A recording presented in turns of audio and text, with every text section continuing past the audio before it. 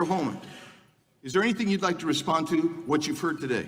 Yeah, I'd like to respond to Acting Chairman Jay Paul on your comment about the Trump administration moving money around for more detention beds. I'd like to remind you, under the Obama administration, we did that most of the years he was president.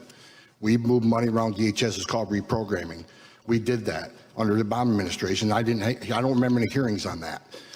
And also, I'd like to remind you that under the Obama administration, I mean, you're quick to point out that the cages were built under Obama administration. I was there. Family detention, we had 100 family beds under Obama administration. We built 3,000 more.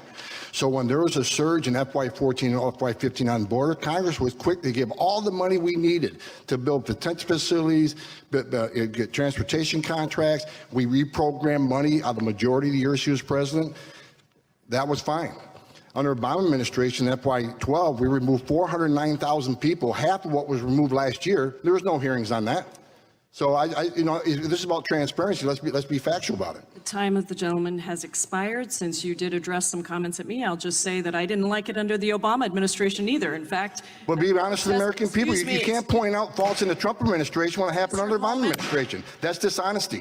It's pathetic and it's sad. Mr. Holman, I control the time and I am the chairwoman of the committee. Thank you for respecting that. I didn't like it under the Obama administration, and I'll remind you, Mr. Holman, that you also testified before Congress in support of the Obama's Priorities Enforcement Program before the Senate Judiciary Committee on May 19th, 2016, which had a very different approach. Well, can I respond to that? Can I respond to that? No. Of course not. With that, I recognize the chairman of the Judiciary Committee, Mr. Nadler, for 5 minutes. Well said, I supported President Obama's policies. I supported many of his policies. But we got to remember, I was a career law enforcement officer. My job is to execute a mission within the framework provided me. So when the White House and the Department of Homeland Security issues a priority, my job isn't to question it. My job is to execute it, like I'm executing a mission on this president. And President Obama gave me a Presidential Rank Award, highest award available to civilian, because I think I did my job pretty good. I think we saved many, many lives in ICE. And a couple of things I agree with him on, the Priority Enforcement Program. It was the only game in town. We were locked out of jail, so the Priority Enforcement Program get us access to jail, so at least we get the felons. That was better than nothing. And Secretary Jay Johnson, who I respect greatly, gave me a seat at the table, and we talked about all the executive actions. He gave me a seat at the table and says, here's what we're proposing. What are your thoughts on it? He gave me input. Now, I didn't win most of those arguments, and Secretary Jay Johnson was sitting here. He would tell you we disagreed on a lot of things. But I was grateful that the administration gave me a seat at the table, to at least so I could hear things that were coming. So the Obama administration wasn't all bad. He gave us unlimited money, unlike you're fighting today, on give us the detention facilities we need. Give us the policies we need. Family detention, 100 beds. They give us 3,000 more. So yeah, President Obama, I agree with a lot of things he did. I didn't agree with everything. I didn't agree with most, but I agree with a lot of what he's done. So but when I became the ICE director, I came back from retirement because this president, President Trump, had it right across the board. From day one, from his speech in Arizona, he was right on the money every step of the way. Sir, I thank you for your comments, because ICE agents and Border Patrol agents are national heroes. They're American patriots. They lead the safety and security of their home every day to defend this nation. So thank you for those comments. We got to remember, these Border Patrol agents, they take sicknesses home to their own families every day. These Border Patrol agents brought toys from their own children to the family residential centers so these children had something to play with at the Border Patrol stations. These are mom and dads too. They didn't hang their heart at the foot of the door when they put that badge on. These are American hate patriots and need to be honored rather than vilified by many members of Congress. Thank you. The time of the gentleman has expired. Ma'am, everybody else went over 5 minutes. Can I get one more minute? One more minute, please. I'm sorry, Mr. Holman. The time of the gentleman has expired. Before I go to the next witness, without objection, I'd like to make the following documents part of the record. A statement from the ACLU, a statement from Asian Americans Advancing Justice, a statement from the American Immigration Council, a statement from Al Otro Lado, a statement from the Center for Victims of Torture, a statement from Detention Watch Network, a statement from Friends Committee on National Legislation, a statement from the Government Accountability Project, from the Interfaith Immigration Coalition, from the National Immigration Forum, from the Southeast Asia Resource Action Center, from United We Dream, and a statement from an impacted individual, Abdi Qadir Abdullahi Mohammed. But I do want to ask one quick question, and I want to make one quick statement.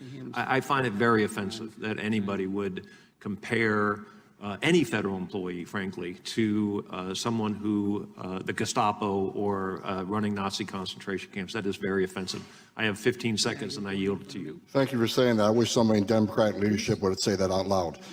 Look, you want to know why there's 50,000 people in detention? You want to know why we have 1 million illegal entries in the United States? You want to know why we have these issues? Because you have failed to secure the border. You have failed to work with this president to close the 3 loopholes we've asked for 2 years to close. So if you want to know why this issue exists, you need to look in the mirror. You have failed American people for not securing the border and closing loopholes. Mr. Holman, Look, please respect the chair and the authority of the chair. The time of the gentleman has expired. I've asked you politely to let me go beyond my time, and you let other people go beyond their time, but not to Tom Holman. He don't get me go beyond his time. Mr. Holman, we have approved an agreement between the Republicans and the Democrats with the ranking member. We increased the time of one witness, one member of Congress who was interrupted by a protest. That is done with the approval of the ranking member. Please respect the chair's authority. The I gentlewoman, respect the chair's authority, but the chair... Mr. Holman! You work for me. I'm a taxpayer.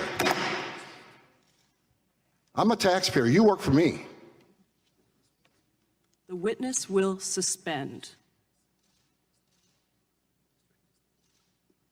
With that, Ms. Holman, again, been one of them days you've sort of not had time. I appreciate it. First of all, I think everybody needs to be reminded, entering this country illegally is a crime. There's no prerequisite. You got to commit yet another crime to enforce the law. That's the law you enacted. A young lady over here mentioned 26 deaths in ICE custody. Wrong. That number's 9. And one's too many.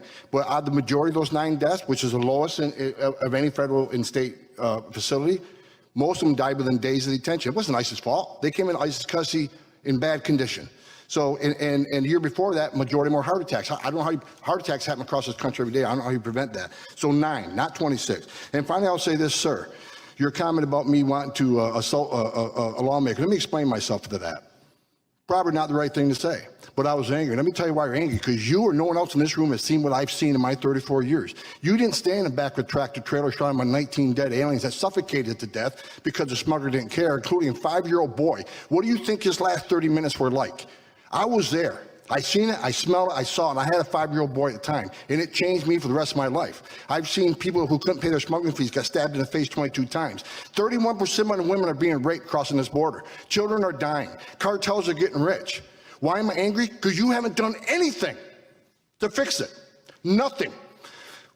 We've been up here for 2 years trying to close the 3 loopholes that Collins said needs to be closed, and you haven't taken one action. But if there's a policy or initiative that's going to cause an illegal alien to be arrested or be detained or be removed, we're going to have a hearing within days.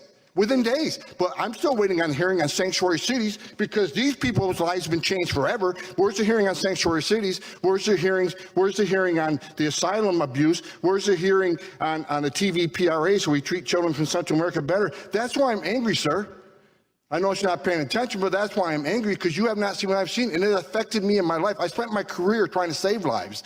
And when I see what's going on the southern border right now, and you're ignoring it for political reasons, why not have a hearing on that? Why not fix the problem and close the loopholes? Why not? There's no downside on securing our border. There's no downside on illegal immigration being decreased. There's no downside on less drugs come to this country. Opioids, ICE sees opioids kill every man, woman, child 3 times. There's no downside in taking money out of cartels' hands. None. I yield back.